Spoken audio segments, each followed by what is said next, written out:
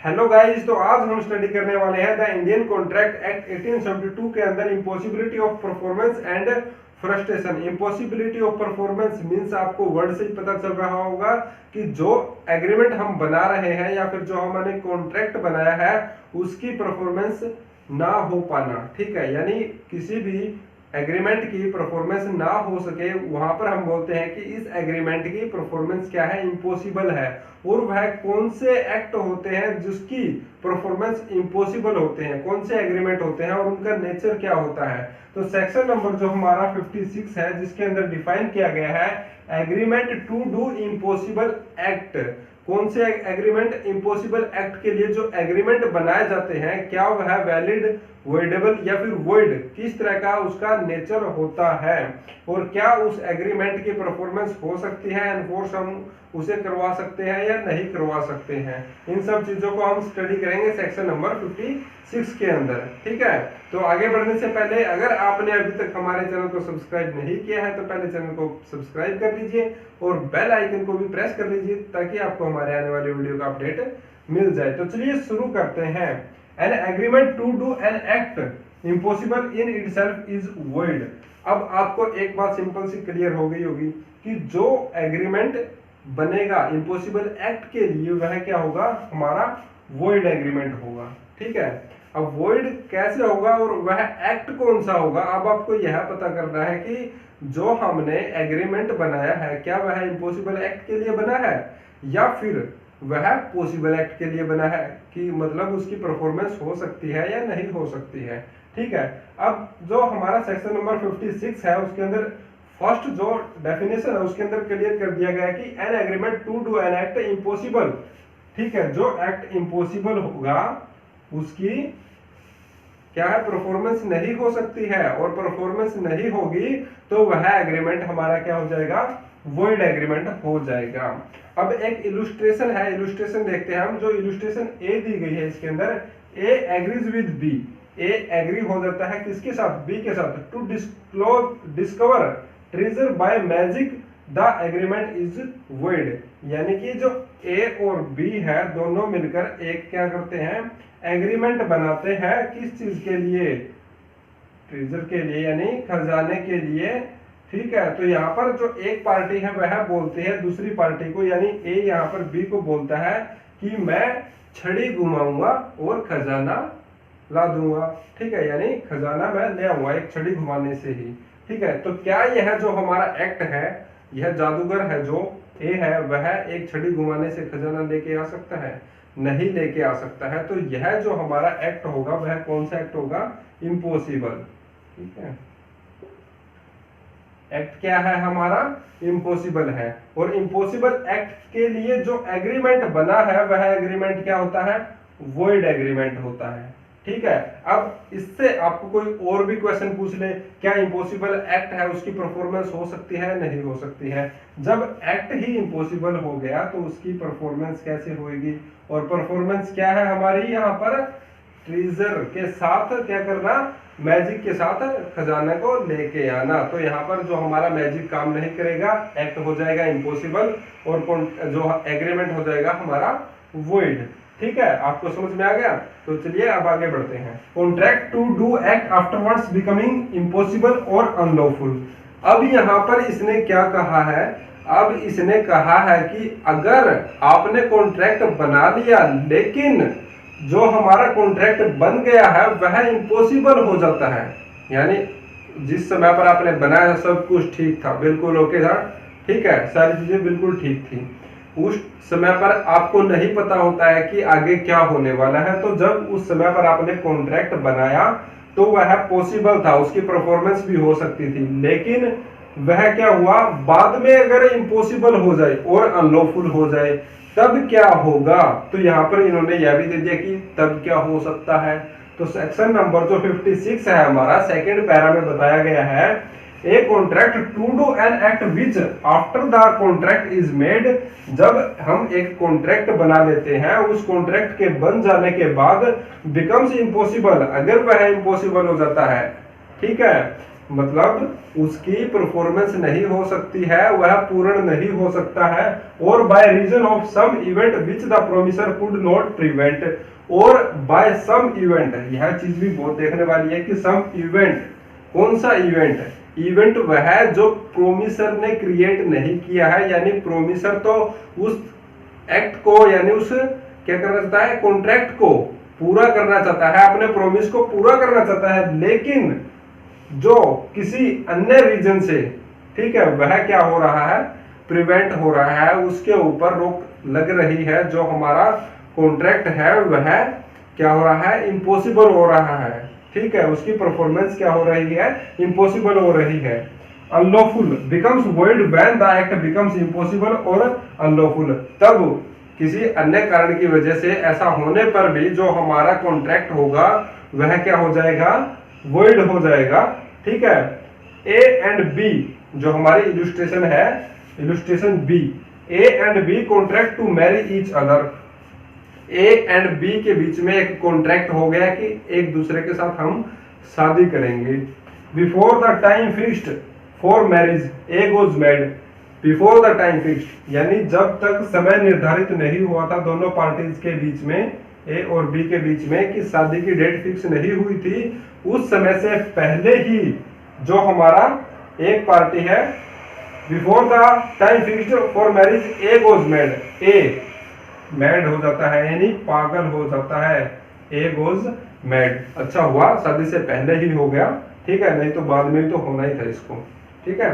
तो ए हमारा शादी से पहले ही पागल हो जाता है, ठीक है, द कॉन्ट्रैक्ट बिकम्स वॉइड, तब क्या होगा, हमारा कॉन्ट्रैक्ट है जो वह वॉइड हो जाएगा यानी शून्य हो जाएगा। अब यहाँ पर दो पार्टी थी, ए एंड बी, दोनों ने क्या कर लिया था, एक एग्रीमेंट बना लिया था, दोनों पार्टी के बीच में एक कॉन्ट्रैक्ट जो हमारा बन गया था, लेकिन उस समय पर जो कॉन्ट्रैक्ट बना सब कुछ ठीक था, प्लानिंग सही चल रही थी, प्री वेडिंग शूट होना था, ठीक है, उसके बाद क्या होता, जो भी शादी की रस्में होती हैं उनको स्टार्ट करना था, लेकिन उससे पहले सब प्लानिंग हो चुकी थी, लेकिन डेट फिक्स नहीं हुई थी मैरिज की, ठीक है। अब यह डेट फिक्स नहीं हुई थी, डेट ना फिक्स होने से पहले ही, एक दिन पहले लगाओ, 2 दिन पहले लगाओ, कितने दिन भी पहले लगा सकते हो आप, तो वहां पर जो हमारा ए पागल हो गया शादी की खुशी में, ठीक है। अब यहाँ पागल होने की वजह से जो बी लड़की थी हमारी, वह ए के साथ शादी नहीं करेगी, क्योंकि कोई भी लड़की बेवकूफ तो है नहीं किसी पागल व्यक्ति के साथ शादी कर ले, ठीक है।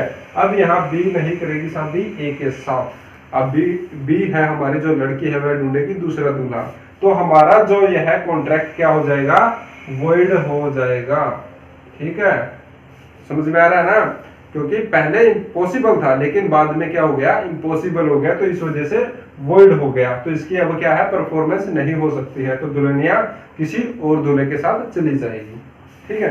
अब बात करते हैं जो हमारी इलस्ट्रेशन डी है, ए contract to take in cargo for B at a foreign port, A's government afterwards declare war against the country in which the port is situated. अब यहाँ पर भी दो पार्टी है हमारी, लेकिन इस जो इलस्ट्रेशन के अंदर क्या दिया गया है कि जो किसके कंडक्ट की वजह से, गवर्नमेंट के कंडक्ट की वजह से हमारा जो कॉन्ट्रैक्ट है वह क्या हो रहा है, वॉइड हो रहा है, उसकी परफॉर्मेंस नहीं कर पा रहे हैं हम, ठीक है। अब यहाँ पर ए और बी दो पार्टी है, ए ने क्या कहा कि एक और मैं आपकी कार्गो है वह एक फॉरिन पोर्ट पे ले जाऊंगा, ठीक है। तब यहाँ पर जो हमारी गवर्नमेंट है, जो ए की गवर्नमेंट है, उसने वो वॉर डिक्लेयर कर दिया किसके अगेंस्ट में, against the country in which the port is situated, उस कंट्री के अगेंस्ट में जहां पर जो पोर्ट था, ठीक है, वह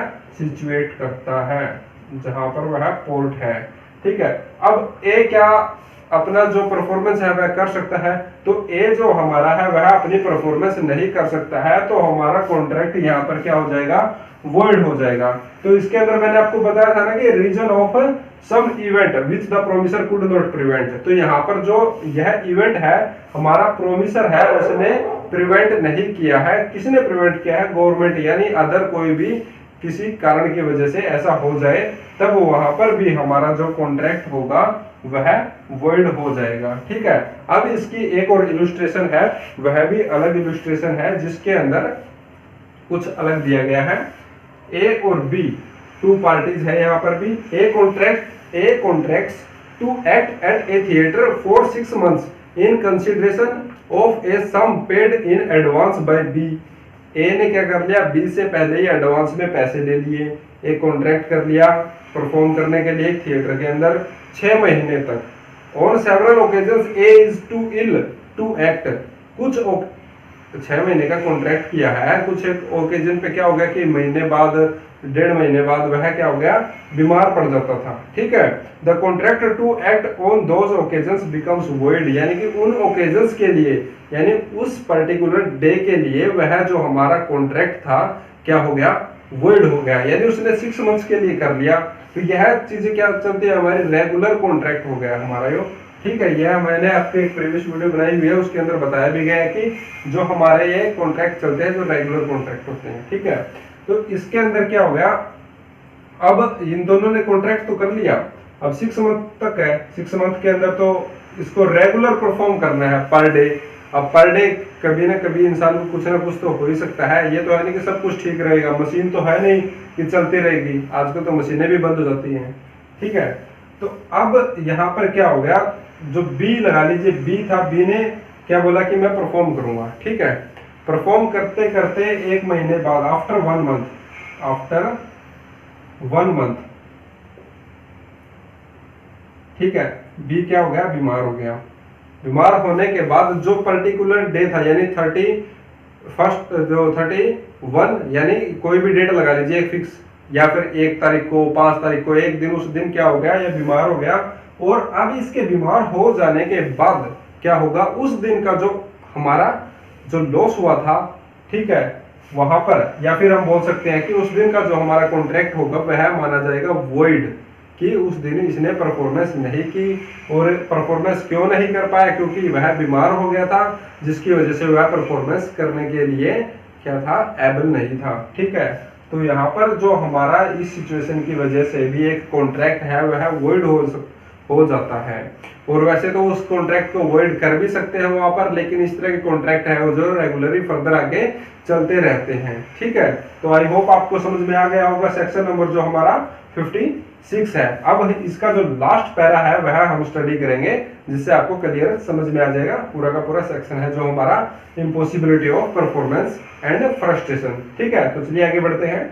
लास्ट जो पैरा है हमारा सेक्शन नंबर 56 का, जिसके अंदर क्या बोला गया है कि ठीक है कि जो एक्ट इम्पॉसिबल हो गया है, बिना किसी मतलब आपकी गलती के इम्पॉसिबल हो गया है, या फिर ऐसी कोई दुर्घटना घट गई है कि वह इम्पॉसिबल हो गया है, लेकिन अगर आपने कोई एक्ट किया है और आपको पता था कि, और आपकी गलती की वजह से जानबूझकर, ठीक है, मुझे नहीं पता था जिस चीज के बारे में आपको पता था, और तब वह इम्पॉसिबल हुआ है, तब हम यहाँ पर क्या करेंगे, कंपनसेशन देंगे। Compensation for loss through non performance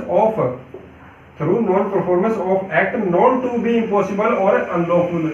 ठीक है, अभी यहाँ पर मान लीजिए 2 पार्टीज थी, ए और बी। ठीक है, ए और बी दोनों पार्टीज के बीच में एक कॉन्ट्रैक्ट बना। बहुत ही इंटरेस्टिंग होने वाला है ये जो हमारा पहला है। ठीक है, तो वीडियो को लास्ट तक जरूर देखिएगा। इसके अंदर बिल्कुल क्लियरली दिया गया है कि सारी की सारी सिचुएशंस है ना जो हमारी इस सेक्शन के अंदर बताई जाती है, कि इस सेक्शन के अंदर अगर यह नहीं हुआ तो यह होगा, और यह नहीं हुआ तो आपके पास क्या राइट है। ठीक है, अब यहाँ पर बताया गया है कि प्रोमिसी के पास क्या राइट है और कंपनसेशन वह ले सकता है या नहीं ले सकता है। तो अब बात करेंगे कंपनसेशन की, non performance of act known to be impossible और अनलॉफुल। अब 2 पार्टी थी, प्रोमिसी और प्रोमिसर। ठीक है, अब जो हमारा प्रोमिसर है उसको पता है कि वह क्या एक्ट कर रहा है, और जो वह एक्ट कर रहा है वह पॉसिबल है या नहीं है, और जो हमारा प्रोमिसी है उसको नहीं पता है उस एक्ट के बारे में। तब जो हमारा प्रोमिसर है वह उस चीज की परफॉर्मेंस नहीं करता है, तब उससे हम क्या करेंगे, कंपनसेशन क्लेम करेंगे। ठीक है, तो where one person has promise to do something which he knew, यानी जहां पर एक व्यक्ति जो प्रोमिसर है वह प्रोमिस करता है, ठीक है, एक कॉन्ट्रैक्ट बनाने के लिए जिस चीज के बारे में वह जानता है। ठीक है, यानी वह कोई भी चीज के लिए एक कॉन्ट्रैक्ट बना रहा है, उसको क्लियरली पता है कि मैं किस चीज के लिए एक कॉन्ट्रैक्ट बना रहा हूं, और उसकी जो मेरिट्स है, डीमेरिट्स है, सब चीजों के बारे में उसे पता है। और with reasonable diligence might have known and which the promisee did not know, और जहां पर हमारा जो प्रोमिसी है उसको उस चीज के बारे में कुछ भी पता नहीं है, ठीक है। टू बी इम्पॉसिबल और अनलॉफुल, तो वह क्या होगा हमारा, अगर इम्पॉसिबल होगा या फिर अनलॉफुल होगा। सच प्रोमिसर मस्ट मेक कंपनसेशन, जहां पर हमारा अगर इम्पॉसिबल या फिर अनलॉफुल हो जाता है तो हमारा जो प्रोमिसर है वह क्या करेगा, कंपनसेशन देगा। किसको, टू सच प्रोमिसी, उस प्रोमिसी को जिसके साथ हमने कॉन्ट्रैक्ट बनाया था और उसकी परफॉर्मेंस नहीं की। For any loss which such promisee sustains through the non performance of the promise, यानी कि जो लॉस किसको हुआ है, प्रोमिसी को हुआ है। क्यों हुआ है, क्योंकि हमने उस कॉन्ट्रैक्ट की परफॉर्मेंस नहीं की थी, जिसकी वजह से प्रोमिसी को लॉस हुआ है और उसके लिए हमें देना पड़ेगा कंपनसेशन। किसको, प्रोमिसी को, ठीक है। तो अब जो इसके अंदर इलुस्ट्रेशन है, इलुस्ट्रेशन हमारी C, A contract to marry B, ठीक है। ये एक्ट वाले भी बड़े बदमाश है, क्या करते हैं, शादी के ही एग्जाम्पल देते हैं, A contract to marry B, ठीक है। तो यहाँ पर देख लेते हैं, A contract to marry B being already married C, ठीक है। यहाँ पर तीन पार्टी है, A B and C, A B और सी, तीनों के बीच में कॉन्ट्रैक्ट नहीं हुआ है, सिर्फ हुआ है कॉन्ट्रैक्ट किसके बीच में, ए और बी के बीच में। किस चीज को लेकर, शादी को लेकर, ठीक है। And being forbidden by the law to which he is subject to practice polygamy, A और बी शादी करना चाहते हैं, लेकिन जो बी है हमारा वह किसके साथ मैरिड है, ऑलरेडी सी के साथ उसका विवाह हो चुका है, ठीक है। तो अब क्या मान सकते हैं हम इसका, कि इसका ए के साथ अफेयर चल रहा था, ठीक है। And being forbidden by the law to which he is subject to practice polygamy, तो यहाँ पर यह शादी क्यों नहीं कर सकता, क्योंकि according to the Hindu law एक जो हमारा क्या है, एक ही महिला के शादी, एक ही व्यक्ति एक महिला के साथ ही शादी कर सकता है और एक महिला एक व्यक्ति के साथ ही शादी कर सकती है, ठीक है।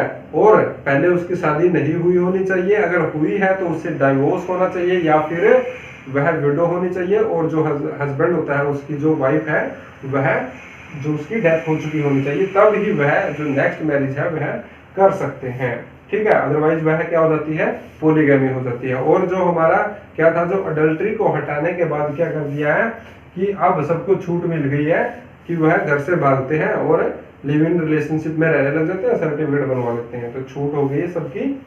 ए make must compensation to B, तो यहाँ पर जो हमारा ए है, ठीक है, यह क्या करेगा, कंपनसेशन मांग लेगा, किससे, बी से, कि भैया आप कंपनसेशन तो दीजिए मुझे, ठीक है। आपने मना तो कर दिया शादी के लिए, लेकिन मुझे कंपनसेशन तो दो, मेरा तो नुकसान हो गया ना। अब नुकसान कैसे हो सकता है, अब बी बोलेगा आपका क्या नुकसान होगा, आपने तो सिर्फ, मैंने तो सिर्फ शादी के लिए मना किया है, ठीक है, आप अपने घर जाओ। अब यहाँ पर कंपनसेशन कैसे मांग सकते हैं, for the loss called to her by the non performance of his promise, उसने जो अपना वादा पूर्ण नहीं किया है, अपना प्रोमिस पूरा नहीं किया है, उसकी जो प्रोमिस की परफॉर्मेंस नहीं की है, उसके लिए जो हमारा ए है वह क्या करेगा, कंपनसेशन लेगा। कंपनसेशन किस ब्याह पे लेगा, अब ए ने तो मान लीजिए विचार कर लिया था, ठीक है, किसने तो स्टार्ट कर दी थी शादी की तैयारियां, ठीक है, शॉपिंग स्टार्ट कर दी थी, ठीक है, कि मेरी तो शादी हो जाएगी, ये बी से, ठीक है, इसने तो कोई भी मान ले ज्वेलरी बनवा ली अपनी, या फिर इसने स्टार्ट कर दिया कि ठीक है मैं ये होटल बुक करूंगी मैरिज के, यानी सो मैनी प्लानिंग्स होती है मैरिज से पहले, ठीक है, वो सारी कर दी थी। और अब इसने वक्त पर बी है हमारा धोखा दे गया, किसको, ए को। ए को धोखा देने के बाद इसको पता चला रहे ये तो ऑलरेडी मैरिड है सी के साथ, ठीक है, कोई बात नहीं बेटा, मैं आप तुझे बताऊंगी कि करना क्या है। अब ये चली गई कोर्ट में, कोर्ट में इसको अगेंस्ट में कर दिया सूट फाइल, सूट फाइल में इन्हें क्या किया, कंपनसेशन क्लेम कर दिया, ठीक है। अदर सेक्शन भी लग सकते हैं क्रिमिनल्स, वो मैं आपको आईपीसी के अंदर बताऊंगा, ठीक है। तो यहाँ पर ये क्या कर सकती है, इसके कॉन्ट्रैक्ट हुआ था जो वो क्या करेंगे, कंपनसेशन क्लेम करेगी और अपना कंपनसेशन उससे ले लेगी। ठीक है, तो आई होप आपको सेक्शन नंबर जो हमारा 56 है वह समझ में आ गया होगा। अगर फिर भी कोई बात आपको समझ में नहीं आई है तो वीडियो को कमेंट सेक्शन में कमेंट करके आप हमसे पूछ सकते हैं, हम आपका आंसर जरूर देंगे। अगर वीडियो पसंद आई है तो वीडियो का लाइक जरूर करिए और अपने फ्रेंड के साथ शेयर करिए। तो मिलते हैं नेक्स्ट वीडियो के साथ, तब तक के लिए take care, bye bye, thank you.